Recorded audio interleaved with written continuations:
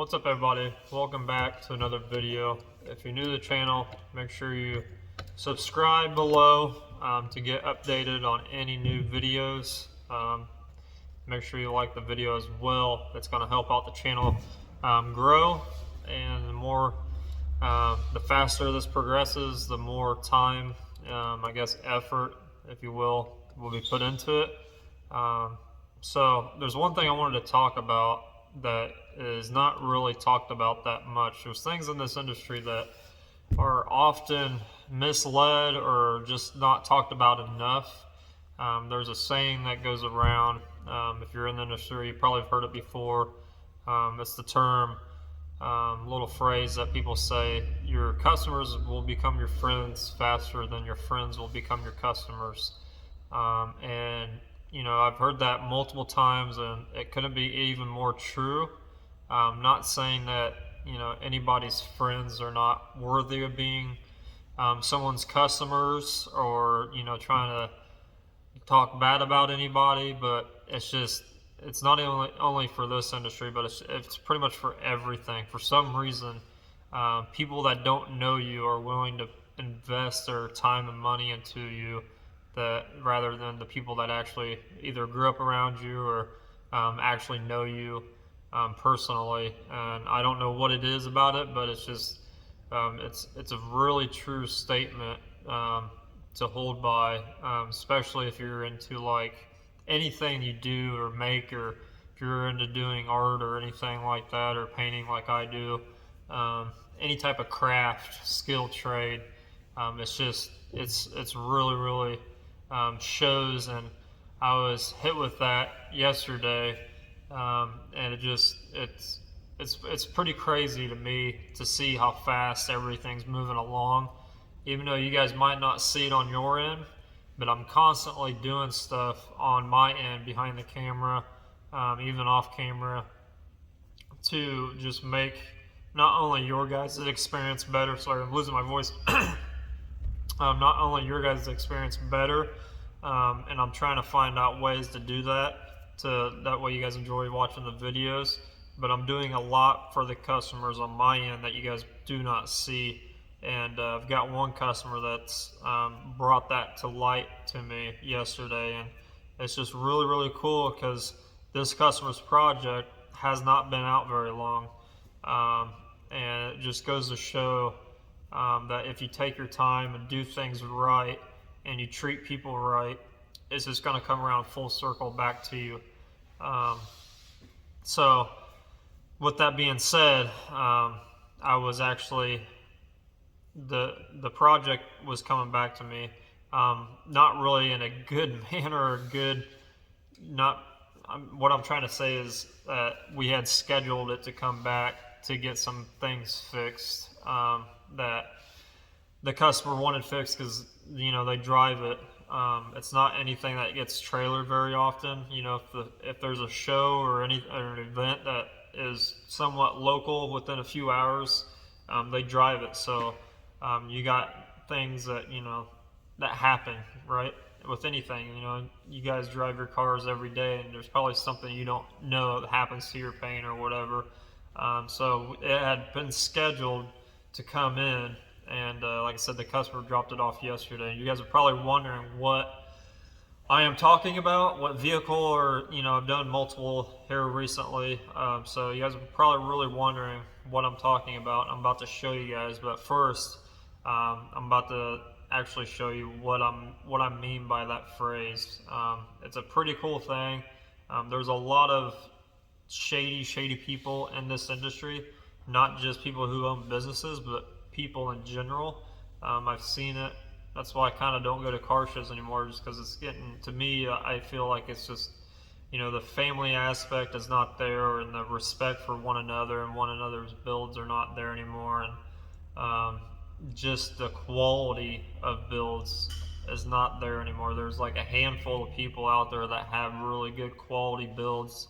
I'm just speaking from my area. I usually don't travel out very far from my area, so I mean, I can't say for anybody else, states across the U.S., but especially in my area, I just see them. I just don't bother going to them anymore. But There's always a select few people that really appreciate somebody like what I do, their time and their effort put into whether it's theirs or somebody else's.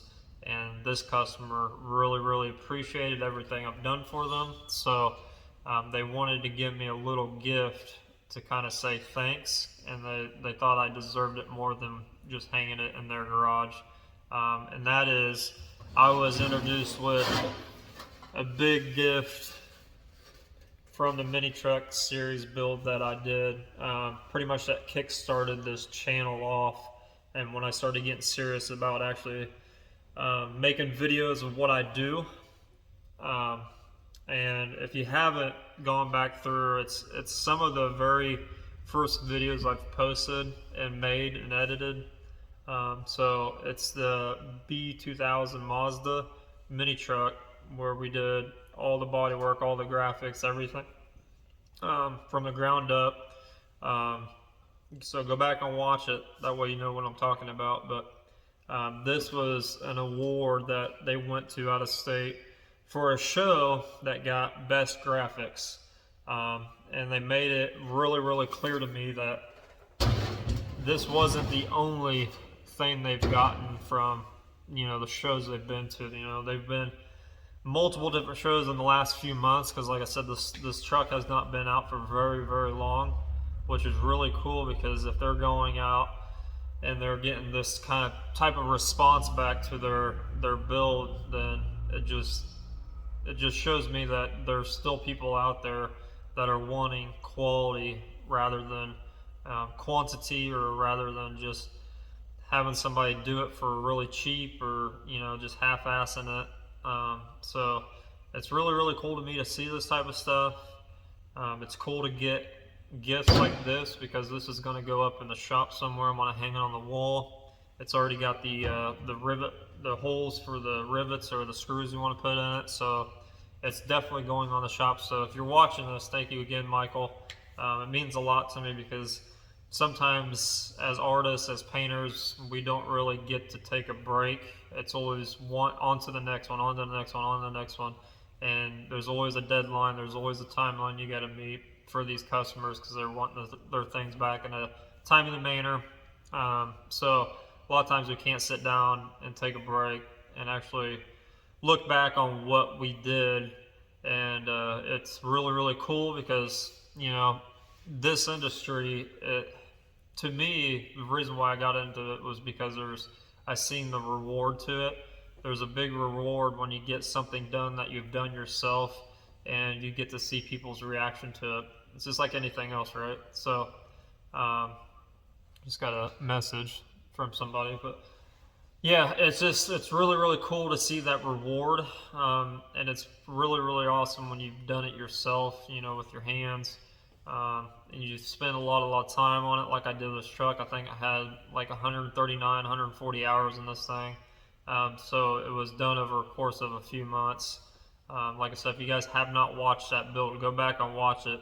I know the camera, the way I filmed it was kind of weird and kind of shaky, because it was pretty much my introduction into making YouTube videos. So if you can look past that part of it, I think you can get a lot of good information and learn from it. Like I said, I've been doing this for a very long time. I've done many builds, many cars, but this one, for some reason, it just is getting a really good response out in the mini truck world. And it's really, really cool, because it's something that you don't see very often, but when you see it, you know exactly what it is.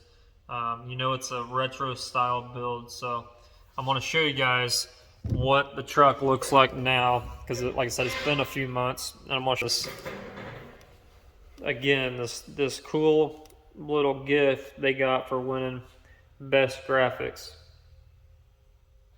It's got some pinstriping on there. It's really cool. Got the girls, got the ear. So it's definitely going to go up on the wall somewhere.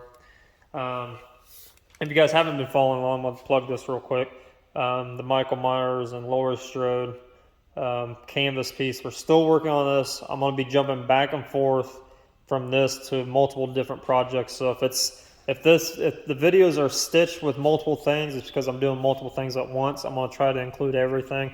That way it's not just one video focused on one thing. But we're going to move along here, and I'm going to show you guys. It's back. It is back in the shop. I'm not going to really say why it's back, but I'm going to show you what was scheduled to get fixed, because like I said, there were things. This customer drives this car everywhere, highway, you know, country, it don't matter. If it's a close enough show, they're going to drive it there.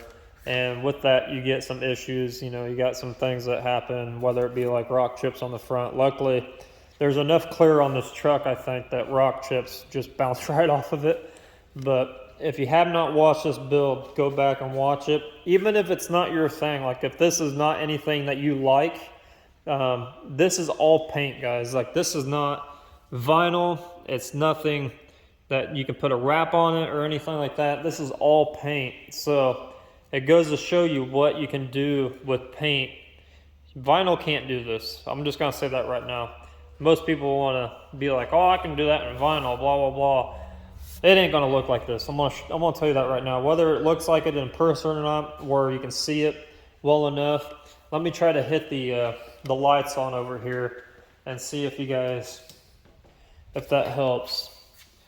But I'm just going to tell you right now, you cannot replicate this. Whether it's the flat finish, how glossy it is, how smooth it is, the graphics on it, how clean they are. You can't replicate it with vinyl. I don't care who you are. But it is back. And last week I was kind of having a really crappy week because of this truck.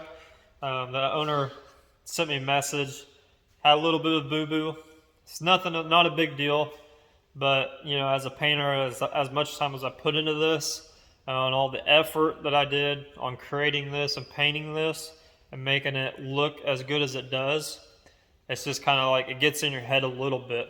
If you're an artist, or if you're a painter, if you build anything with your hands and you spend a lot of time on it, you know exactly what I'm talking about. You know, it's like that one message you get, so it's like, oh man, it kind of puts your heart in your stomach for a second. And then once you reevaluate the situation and actually look at it in person, it's not as bad as what you think. But I'm going to show you guys what I'm talking about.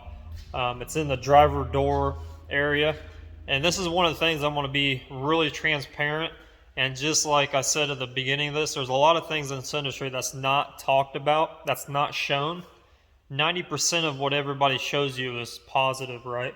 It's all rainbows and unicorns. Well, in the paint world, especially the custom paint world, it's definitely not all rainbows and unicorns. There's a lot of ups and downs. There's some things you might have issues with because in the end you're dealing with chemicals. So with that being said, I'm going to be really transparent with you guys and show you guys mistakes. You know, whether it's my mistake or somebody else's, or, you know, if it's an issue we can fix or we got to redo something or whatever it is. I'm going to show you guys because I think it's part of the world that I live in. You know, with painting, it's never perfect. There's things I'm going to screw up. There's things that going to need to be fixed after they're done. It's just part of it. So this goes out for the people as well, that if you're wanting to get into this kind of work, this industry, whether it be custom or collision, I'm going to tell you this right now. You're not going to just walk into somewhere and just start doing this stuff from the get-go. You're going to have to build yourself up to certain different projects. You're going to have to start learning things, and it's never going to be an easy road or an easy path. But if you have a strong backbone, you know what you're doing, you can fix anything. I'm going to tell you that right now. Everything I do is paint. Anything issue-wise with paint can be fixed as long as you prepped it right. If you prepped everything right, and for some reason, like a rock chip, for instance, it's just paint. You can always fix it. If you have the time, you have the materials, you can fix it. It's not a big deal. I don't understand why people think it's a big deal. I get this all the time where, oh, there's dirt nibs in the clear, you know, there's dirt in the paint. Okay, so what do? Call the dirt police off for the day and tell them to stay home from when I'm spraying? No.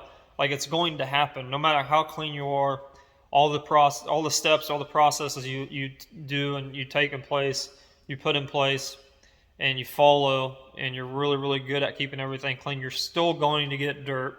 It's not a big deal because you can wet sand and buff it out. It's not a big deal. Put a run in something. As long as it's not like really huge where you have to redo something or recolor it, you can get it out. It's not a big deal. So I don't get where people think it's a big deal or big issue when you have these little mistakes, you know. And that's another reason why I made this channel, is to show you guys all the glorious stuff and all the valleys, everything you got to go through, because a lot of people just don't understand it. You know, they see it as a mistake, and it's not necessarily a mistake. It's an easy fix. Get it done, get it going, get it out. And what I'm talking about is more than just a little bit of wet sand and buffing. So this was sent to me in a text. I'm not saying trying to bash the customer or anything, but he wanted it fixed. It's this right here. It's where the striker goes on the truck. So you guys can tell that it is peeling, chipping up, whatever you want to call it. And the good thing is it's not peeling. This has come from the striker. If I can get it, let me see if I can get it here. So you got this striker here, right? The striker's got a couple screws in here, and it sits flush. So what happens is, what happened on this truck right here is, these screws for the bolt screws, one of them came loose. And what happens is, especially when the customer's driving this thing 24/7, this thing's going to rock back and forth, it's going to wiggle, and this sits flush against the paint. So what's going to happen over time is that this metal, this backside of this, is going to start rubbing. And you can clearly see that where it hit, it just started rubbing and started chipping the paint off. Like I said, it's not a big deal. It was just a little mistake. You know, if somebody would have caught this before, you know, it would have saved it, because he would have just tightened it down and it would have been fine. Like the other side. The other side is not doing it at all. That was my main concern when I seen the pick, was I knew exactly what it was, but I was really concerned because they only said it was one side, and this is the other side. It's nice and flat, it's nice and tight, so it's not moving at all, so there's no issues. But with this thing, any of these bolts come loose, it's going to start rubbing against the surface and peel it up. So I'm going to show you guys how to fix stupid mistakes like this. You know, it's not my fault, it's not anybody's fault, it's not the customer's fault, but if it was caught, it would have prevented this from happening. Now, I'm going to go to say this, and don't take it the wrong way, but when I can only speak for myself. When I'm building something that I've put a ton of paint on, a ton of clear on, when I go to build that car or truck back up, I do not use any type of impact. I don't use any type of air tools. Everything is done by hand. And some of you might be asking why, and that's because of reasons like this. If I would go and, let's say, I put maybe those, let's say the striker, if I put those on with a impact or a 3/8 cordless or something, I could have probably stripped it right when I got done building it, because it's got all that fresh paint right there. There's a lot of paint, and anything that's going to put pressure against that, it's going to release it from whatever it's adhered to, and you're going to have issues. So anything you guys are building that you're doing things like this to, do not use impacts, ratchets, anything air, electric, whatever. Use your hand tools, because any type of bolt, whether it be inside of a fender that you've painted, whatever it is that has that fresh paint behind it, you're going to strip it. You're going to ruin it, because one, it's fresh paint, and two, there's a lot of it. I ran into this problem with my neon that I did, the SRT4, the green one.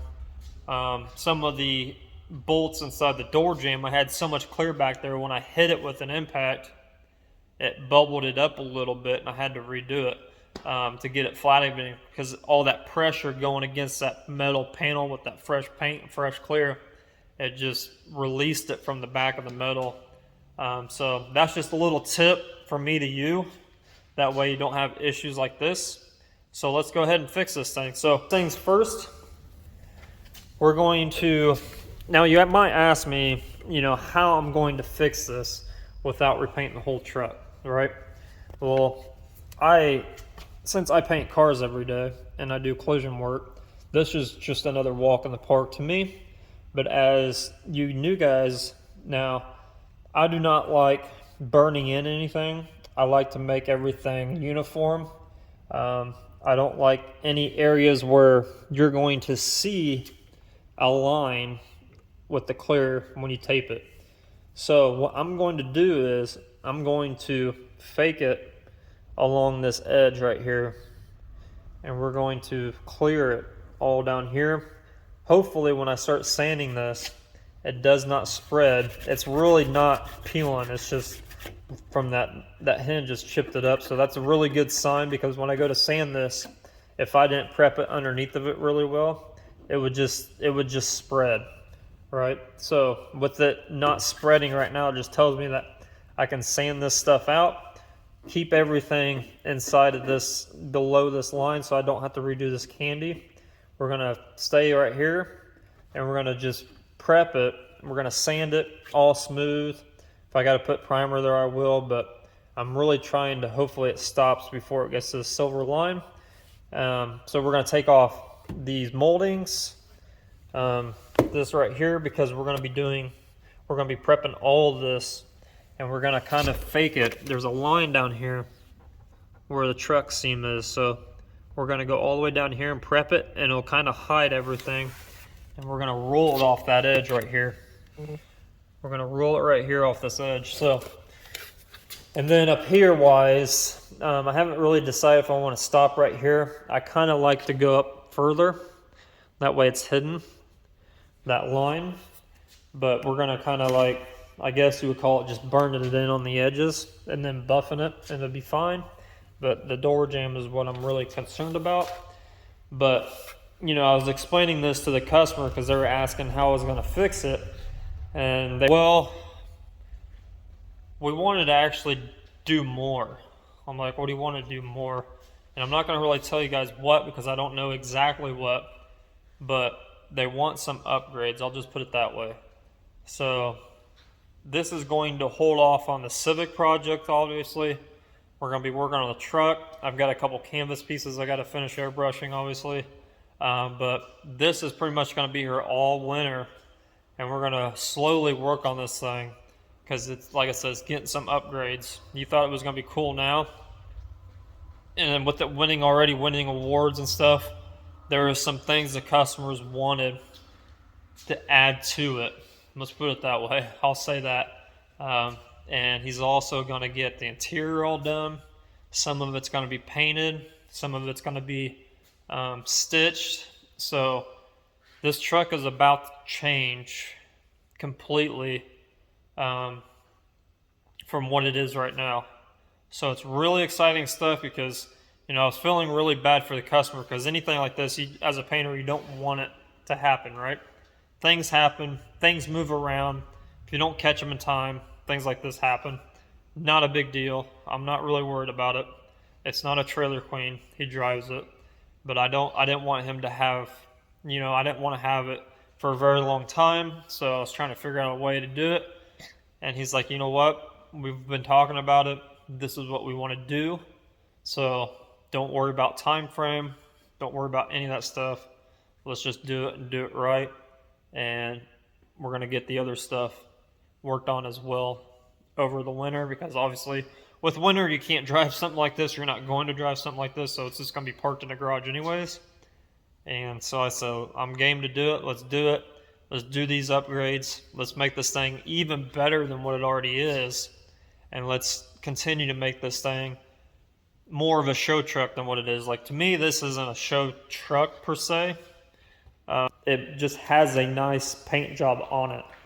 To me, anything that is considered a show quality build is a show build. And I'm not saying that it has to be trailer cleaned, but I'm saying that you should be able to put it on a lift, whether it be jacks or whatever, when you're at a show, put mirrors underneath of it, and everything from the floor to the top of the vehicle should be show quality stuff.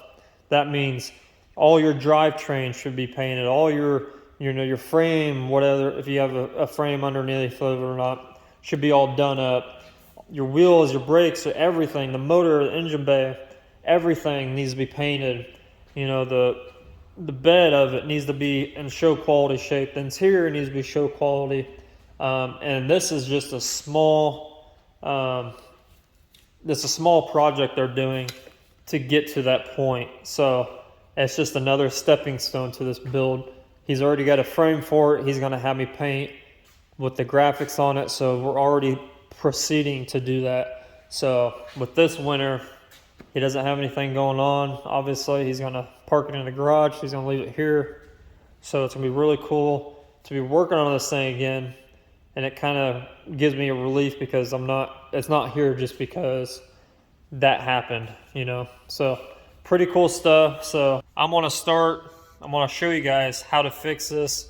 I'm going to start taking some of the interior off the truck, and I'm going to show you guys really easy steps to get this done. You only need a few things. You need obviously the tools to take any of the trim off you need to take off. And the other part is you need red Scotch-Brite. You need some 400 sandpaper on a block. You're going to need some 600 sandpaper on a block. And you're going to need some 3000 wet sand. And obviously your tape and all that stuff to tape the truck off. And your materials to spray it and all that stuff. But as far as prepping it, that's all you need to get it to where you're going to seal it or you're going to prime it.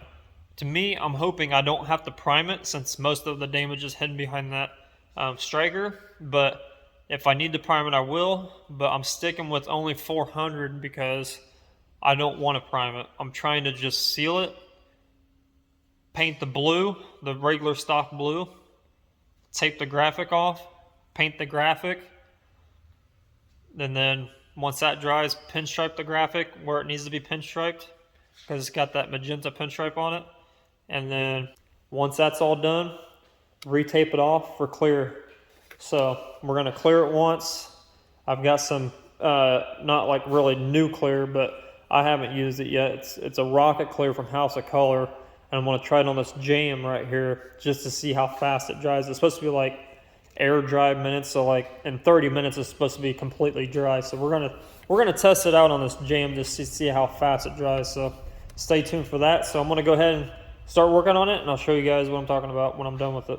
If you really want to test somebody's paint to see if it's gonna hold up or not, this is a good way to do so with me having to fix this area. I'm going to explain to you what I'm talking about when I say that. So I've got everything prepped out, everything sanded, and I want to show you guys what a good result is to this. You're just going to notice by when you first look at it. So there it is, all sanded, nice and smooth and flat. There's no more edges, nothing. So when I say stuff like that, that means that this was a good end to a bad situation. Obviously, it's not honestly good because we're going to have to fix this and paint it and blend it and all that stuff. But if this was a crappy paint job, you would not be able to do what I just did here. It would pretty much not stop. It would just keep on going. You would not be able to feather edge this. You would not be able to stop it and make it as small of an area as it is right now. Like I said, it would just, you could literally probably take a blowgun to it and it would just blow off. If it was a crappy paint job or if it was like something that you just half-assed and didn't prep right, and that's the key word right there is prep. Prepping is all paint jobs are. I mean, obviously they look nice, they're slick, you can do really cool stuff with them, but if you don't prep your stuff right, all that work you did was for nothing. So I'm really happy. I knew it was going to do this. I knew I already had a game plan because, I mean, obviously I prepped the truck. I did everything myself. Nobody else touched the truck besides the bedside. If you guys went back and saw those videos, we put Cadillac taillights in it. So the body work on the fabrication side was done somewhere else. But as far as prepping the whole truck, I did it myself. So I knew exactly how to fix it, what processes and steps we're going to do this. So now all I've got to do is pretty much mask everything up, clean it, and mask. I'm pretty much going to mask this line here, just, you know, with a piece of fine line tape, mask all that down, and then we're going to mask this off as well. We're going to back tape the inside of the door jamb, and we're going to keep everything really small, really low air pressure. I can come back in here and either I'm going to probably put one coat of sealer on there rather than primer. If I need to, I can always sand the sealer, and then after the sealer is dry, I can come back in. We're going to spot it in with the blue, the original stock blue, this color right here. Spray it in with the blue after that, and then once that's dry, I can literally tape off the green graphic, spray that real quick, let it dry, come back in, pinstripe the magenta back to where it was, and then unmask everything and be ready for clear. So I could probably get this taped up, painted, and cleared in probably a good hour. Maybe a little bit more than that because you're going to have to wait for dry times on taping like the graphic up and stuff like that against the stock blue paint. So you're probably looking at an hour and a half, maybe hour 45 minutes to get this actually back the way it was normally. But since, like I said earlier in this video, this truck is not here just for this. It's here for multiple upgrades, multiple things the customer wants to add. And we're going to get to the other things once we get to that point. It's probably going to be a few weeks, but I'm going to go ahead and spray this. And I'll make another video on me explaining more in depth on how to do this, rather than just tell you guys, because I'm a visual learner for myself and I know a lot of people on YouTube are as well. So if I can just show you guys exactly how I'm going to do this. And also there's a airbrush right here for the shadow, drop shadow for this. I just saw that. I forgot I did a drop shadow right here, so we're going to do that as well. But we're going to get this thing all the way ready for clear coat and stop there, and then we're going to let the customer decide what they exactly want to do from here on out. So just go over this real quick. So what I did was I scuffed everything with the red Scotch-Brite pad all the way inside this jamb. As you can tell, it's all flat. Went all the way to the edge, all the way down there. We're going to break it off at that line down there. I noticed this as well. It's just like a little rock chip from getting it out of the truck probably. There's a couple right here. I'm going to try to touch those up. They're candy, so it's really hard to touch up candy, but if I can get away with it, I'm going to do it before we clear it. And then what I did was I take some 400 on a block and I kept it flat. That's the key word here, keeping it flat. You don't want to dig it in because you're just going to create, with as much paint as that's on this truck and how deep it is, you're just going to create dents and valleys, and it's not going to look right when you get done painting it. You're going to notice the wobbliness in it. So you got to keep it flat, sand it down with 400. Didn't take me probably but 6-10 minutes maybe to sand all that flat. And then I went back over it with some 600 by hand, and then I went with 3000 wet, and I kind of went back over this edge right here because when we get the clearing, I don't want the clear to wrap around this edge, so we're going to tape it right on this edge to where it's going to just melt into that edge, if that makes sense. It's pretty tricky to do it if you've never done it. The same way up in this corner, we're going to melt it into that edge up there. So it's pretty tricky if you've never done it, especially with a tight area like this. But like I said, this truck is here for more than just this issue. We're doing more to the truck, so stay tuned for that once we figure out what exactly we're going to do. So I'm not really too worried, is what I'm trying to say, about making this a hard line or not, because it's just going to get sanded back down. anyways to do the other upgrades. So pretty exciting stuff. This video, I'm going to try to get it out as soon as possible, but I'm going to blend this in with the next step to the portrait for the Halloween 78 Michael Myers and Laurie Strode canvas piece here. We got everything done in that kind of like medium gray. It looks dark, but it's really not. We're going to bump up the contrast more. We're going to add 4 more drops of black to our already existing mixture we got going on here. That was from this right here. So with that being said, I'm going to stick with everything that's really dark now, because it's going to get really dark from here on out. So I'm going to really stick to those areas, like in the windows, around the pumpkin's eyes, the ledge of the roof of the house, these areas in our armpit that are like super dark in the pictures. Her eyes are pretty dark, so I'm going to kind of hit those, kind of shade that as well. Her cheekbone and her facial structure. Some of Michael over here, and Michael in the background is going to get really dark. All this stuff's going to get really dark really quick. So we're going to stick with those areas and lock them in. And then by that time, the next video, we should be adding color to this thing. So it's going to get wrapped up really quick. I honestly dig it from like right here. It looks really cool with that gray tone with the peachiness to it. But we're just going to amplify this thing a lot more. And it's going to happen really quick, because the black's not going to take much at all, because I'm going to hit those little areas that only need it. So we're going to get to doing that right now.